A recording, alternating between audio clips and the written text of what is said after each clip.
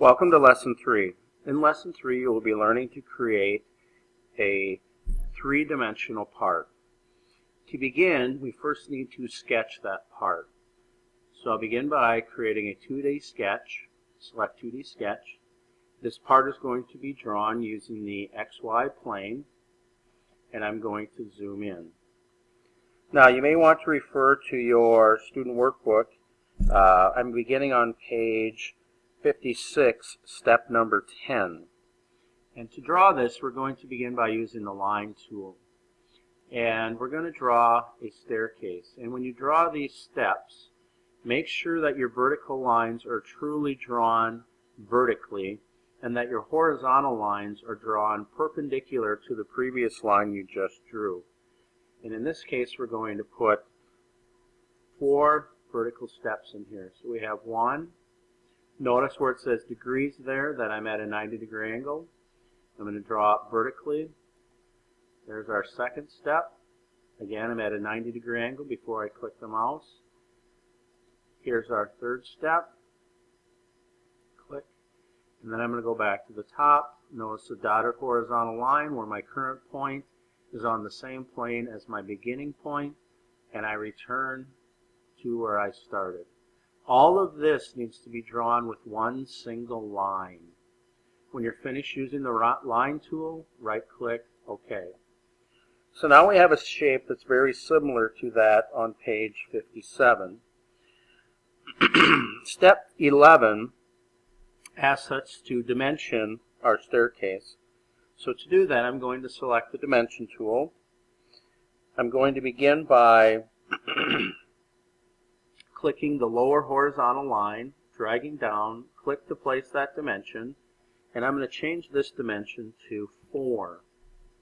Enter or click the green check mark. Zoom all because now the image is out of focus, so I need to zoom back in so I can see that. And now you can see I have 4 inches on the horizontal, and I need to dimension the left vertical line, and we're going to dimension that at 2. Enter. Now, things are going to move around here as you start putting in these dimensions. Don't panic. We're going to go back in and dimension each line, and when you're finished dimensioning it, you should have the correct shape that you need. All of the horizontal steps are going to get dimensioned at 1. So I'm going to begin by typing in 1, enter. I'm going to click this one, type in 1, enter, type in my third step, 1, enter, and I'll go to the fourth one down here, and again, 1, enter. Now, what's going to appear in the upper left-hand corner is going to say that this is over-constrained, meaning that I've already placed a dimension down here indicating that I want this to be 4 inches across the bottom. And if this step is 1, this is 1, this is 1, by default, this has to be 1.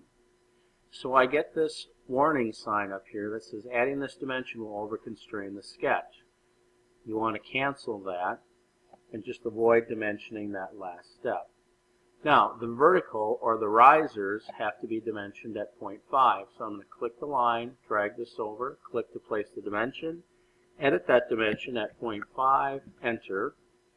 Click this line, move it over, click to place the dimension, again edit that dimension at 0.5, enter. Click this riser, vertical line, click to place the dimension, edit that dimension at 0.5, enter. And the same thing is true down here. If I were to type in a dimension here, again it's going to say that it's over-constrained. So I just hit cancel to that. Now that I have drawn my steps and I've dimensioned it correctly, I can finish the sketch, zoom all, and now I have a 2-dimensional drawing of that staircase. Now, if we want to add depth to this or create a 3-dimensional shape off of our sketch, we're going to have to extrude that. So I'm going to select the extrude tool in the upper left-hand corner.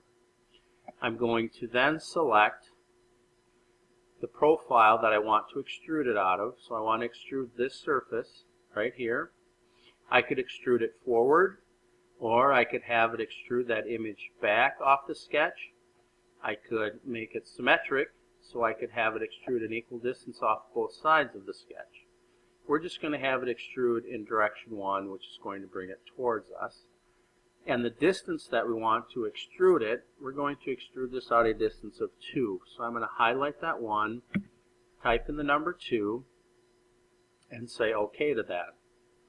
And now what we've done, I'm going to hit the zoom all. Now what we've done is we've extruded our staircase. This distance is 4, the vertical height is 2, and the extrusion, or the depth that we've created, is at 2 inches. Now, we haven't talked about the view cube, but in the upper right hand corner, if I wanted to view this image from the front, I could simply click on the view front, and it will rotate that part to the front view. If I wanted to view it from the top, I could hit the up arrow, and it will rotate it to the top view. If I wanted to place it back as an isometric, I click the home button, and it will now place that image as an isometric. If I click, hold, and drag, it will allow me to rotate that object. And again, if I want it back in its isometric position, I simply hit home, and it will project it again as an isometric. The orbiting tool will allow us to rotate it on its axis, either horizontally or vertically. When you're finished using that tool, right-click, OK. If you want to return it to its home position, you simply hit the home button, and it will return it to home.